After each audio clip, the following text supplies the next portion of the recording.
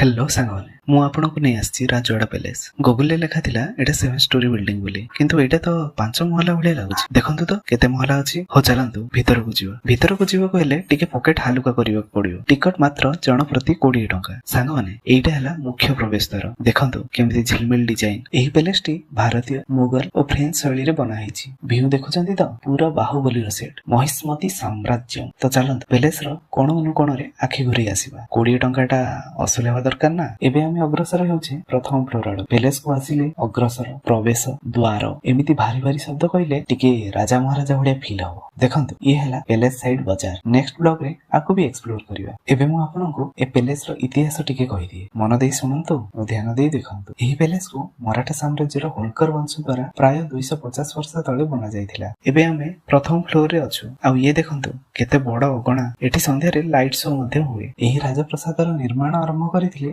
ମଲ୍ହର ରାଓ ହୋଲକର।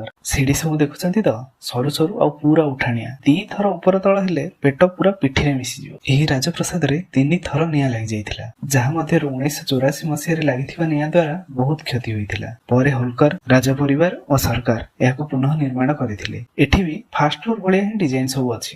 ସାଙ୍ଗମାନେ ପ୍ୟାଲେସଟି ଯେମିତି ହେଇଛି, ଲୋକ ଖାଲି ସେଲଫି ଫଟୋ ଓ ଭିଡିଓ ପାଇଁ ପୁରା ପାଗଳ। ପ୍ୟାଲେସ ଭିତର ଓ ବାହାରର ସୌନ୍ଦର୍ଯ୍ୟ ଦେଖି ଫରେନର ଦୁଃଖରେ ମେସେଜ ବି କରିଦେଲା। ମେସେଜରେ ଥିଲା, ଯାହା ହେଲା ଠିକ ହେଲାନି, ଏତେ ଜଲ୍ଦି ଭାରତ ଛାଡିବାର ନଥିଲା। ତା ଦୁଃଖରେ ଦୁଃଖ ନ ହେଇ ମୁଁ ବଢିଲି ଆଗକୁ, ସିଡି ଦ୍ୱାରା ଖସିଲି ତଳକୁ। ଏବେ ଆମେ ବିଲ୍ଡିଂର ଦ୍ୱିତୀୟ ପାର୍ଶ୍ୱରେ ଅଛେ। ଦେଖନ୍ତୁ ଏ ଯୋଉ ଦୂରରେ ଗେଟ୍ ଅଛି, ଆମେ ପ୍ରଥମେ ସେ ସାଇଡ ଥିଲେ, ଏବେ ଏ ସାଇଡ ରେ ଅଛେ। ଚାଲନ୍ତୁ ପୁଣି ଖସିବା। ଏବେ ଆମେ ପହଞ୍ଚିଗଲେ ଗ୍ରାଉଣ୍ଡ ଫ୍ଲୋରରେ। ଦେଖିଲେ ଏମିତି ଲାଗୁଛି ତଳ 2 ଫ୍ଲୋରର ପୁନଃ ନିର୍ମାଣ କରାଯାଇଛି। ଇଏ ହେଲା ପ୍ୟାଲେସରେ ଥିବା ମନ୍ଦିର ଘର। ମନ୍ଦିରର ସ୍ତମ୍ଭ ଗୁଡିକରେ ମଧ୍ୟ ଆପଣଙ୍କୁ ପୁରାତନ କଳା କୌଶଳ ଦେଖିବାକୁ ମିଳିବ।